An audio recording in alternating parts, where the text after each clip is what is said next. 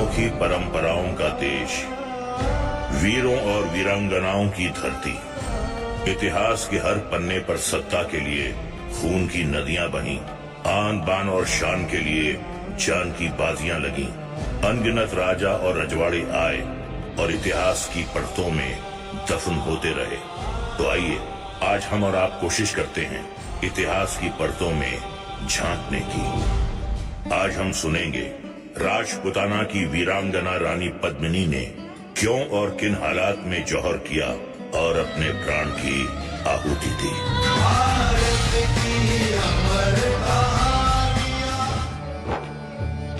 13वीं सदी का राजपुताना इस घटना का गवाह है। चित्तौड़गढ़ के राजा थे राणा रतन सिंह और उनकी पत्नी थी रानी पद्मिनी, जिनकी खूबसूरती बेजोड़ थी। राणा रतन सिंह कुशल योद्धा, न्यायप्रिय और कला के पारखी राजा थे। उनके दरबार में एक बेहतरीन कलाकार था राघव चेतन।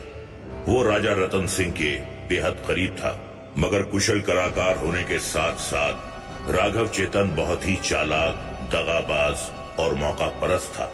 राणा जी को जब उसकी करतूतों का पता चला तो वो आग बबूला हो गए। एक दिन जब परेशान राणा जी रानी पद्मिनी के कक्ष में पहुंचे। राणा जी, हमने राघव चेतन के बारे में सुना। आपकी चिंता समझते हैं हम। चिंता नहीं, गुस्सा। इतना महान कलाकार और इतना पाखंडी, उसे दंड देना ही होगा। उसकी हमारे राज्य में कोई जगह नहीं। क्या उसे सुधरने का एक मौका नहीं देना चाहिए? अनजाने में हुए अपराध को हम क्षमा कर सकते हैं, मगर जानबूझकर किए गए अपराध को अनदेखा नहीं किया जा सकता। राणा जी, राघव चेतन हमारे सारे रहस्य जानता है। उसे राज्य से निकालना नुकसानदेह हो सकता है। अगले दिन दरबार में राघव चेतन को पेश किया गया। राणा जी की जय हो। हुकुम, राघव चेतन हाजिर है। राघव चेतन, तुम पर धोखाधड़ी, झूठ और पाखंड के कई आरोप हैं। इतने अच्छे कलाकार हो, सभा में तुम्हें इतना मान सम्मान दिया गया, फिर ये सब किस लिए? तुमने हमारी दोस्ती का अपमान किया है। राणा जी, दुहाई, मैंने कुछ नहीं किया। जिस थाली में खाते हो तुम उसी में छेद करते हो। तुम्हें दंड मिलेगा। सैनिकों, राघव चेतन का मुंह काला करके पूरे नगर में घुमाइए और उसके बाद इसे हमारे राज्य की सीमा से बाहर छोड़ दीजिए। छोड़ो मुझे, छोड़ो। इस घोर अपमान और तिरस्कार से राघव चेतन तिलमिला उठा और उसने ठान लिया कि वो बदला लेगा।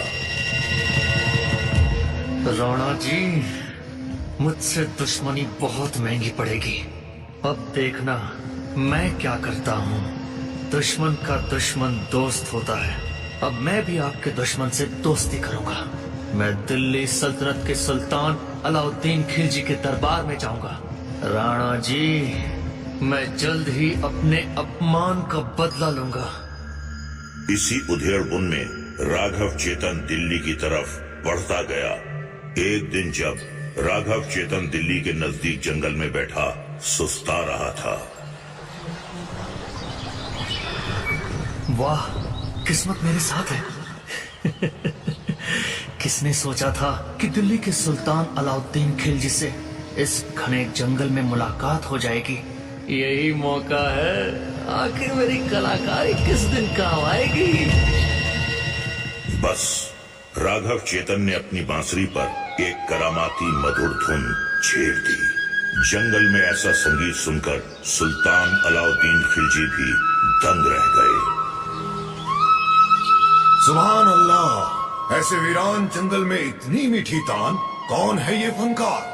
सिपाहियों, जाओ जाकर पता लगाओ। सुल्तान के सैनिकों ने राघव चेतन को सुल्तान के सामने पेश किया। इस तरह राघव चेतन दिल्ली दरबार पहुंच गया।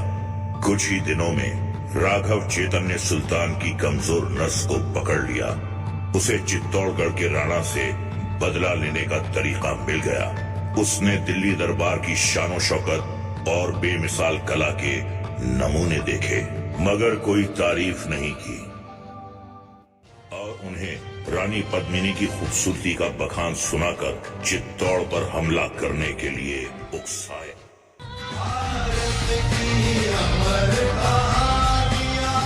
सुल्तान की विशाल फौजों ने चित्तौड़ पर हमला कर दिया। महीनों की कोशिशों के बावजूद सुल्तान को कामयाबी नहीं मिली। उधर दिल्ली में भी मुसीबतें सर उठा रही थीं। तब सुल्तान ने वजीर से मशवरा किया। नाकाम होने के बाद सुल्तान ने शातिर चाल चली और खुद को रानी पद्मिनी का भाई होने का ऐलान किया ताकि वो उनका दीदार कर सके। राणा बहुत आग बबूला हुए, मगर फिर रानी की सहमति से रानी का प्रतिबिंब दिखाने को तैयार हुए। सुल्तान ने रानी की एक झलक देखकर ही बहुत से मंसूबे बना डाले और राणा जी के पास पहुंचे। चित्तौड़ के सैनिक कुछ कर पाते उससे पहले ही सुल्तान के सिपहसालार राणा रतन सिंह को उड़ा ले गए। राणा को बंदी बना के रखा। रानी पद्मिनी को एक पैगाम भिजवाया कि राणा की जान बचाने के लिए उन्हें सुल्तान के पास आना होगा। शातिर सुल्तान का ये पैगाम जैसे ही चित्तौड़गढ़ पहुंचा, वहां खलबली मच गई।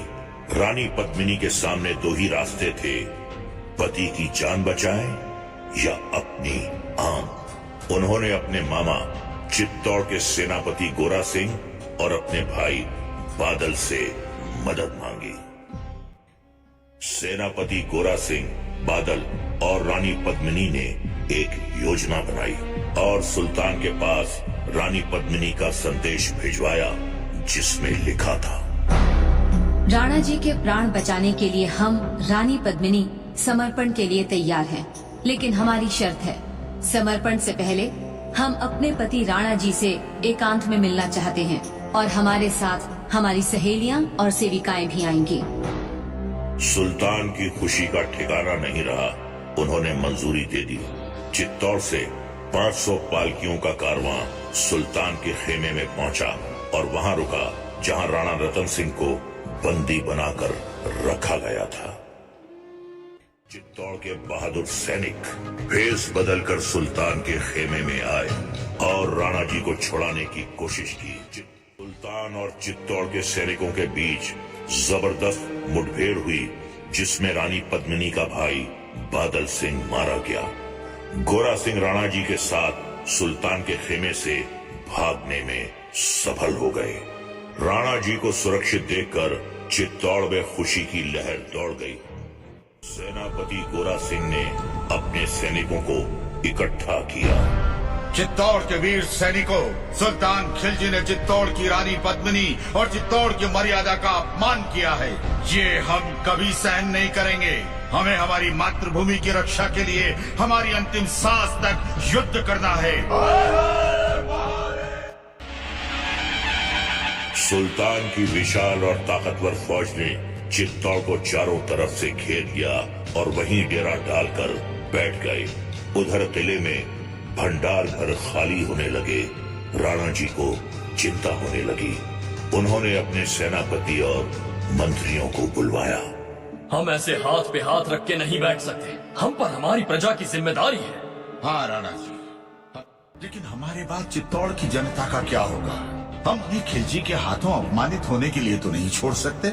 हमें पहले हमारी बहू बेटियों, छोटे बच्चों और बड़े बूढ़ों को सुरक्षित स्थान पर भेजना होगा। हाँ, हमें भी उन्हीं की चिंता है।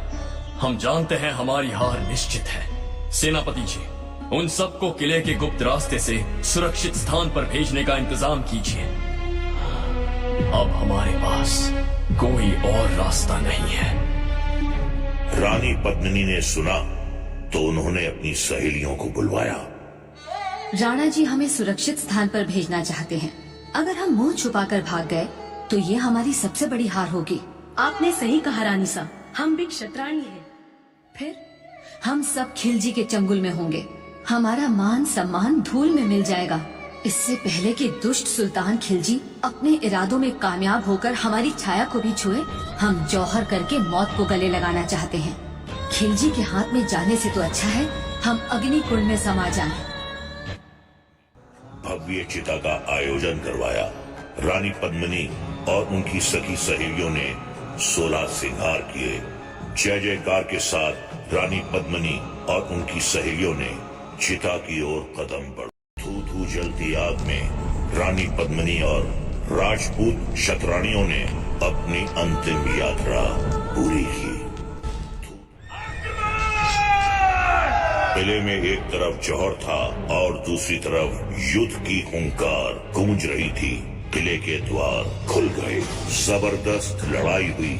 मुट्ठी भर राजपूतों ने सुल्तान की विशाल फौज को भारी नुकसान पहुंचाया। आखिरकार राणा रतन सिंह मारे गए। सुल्तान ने किले में प्रवेश किया। अरे इतना धुआं, इतनी सारी राख, ये सब क्या है? आलीजा, रानी पद्मिनी ने खुद को जला डाला, जौहर का डाला। नहीं, या अल्लाह, चित्तौड़ की फतह के बाद भी हमारे हाथ खाली रह गए। एक छोटे से अफगानी सूबेदार ने पूरे मुल्क पर कब्जा किया, लेकिन आज एक खातून ने उसकी शान को खाक में मिला दिया। लिल्लाह, ये राजपूत किस मिट्टी के बने हैं? दिल्ली सल्तनत के सुल्तान के वजूद को खाक में मिलाने वाली चित्तौड़ की वीरांगना रानी पद्मिनी ने राजपुताना का मान बचा लिया। आज लोकगीतों और लोक कथाओं में रानी पद्मिनी का गुणगान किया जाता है।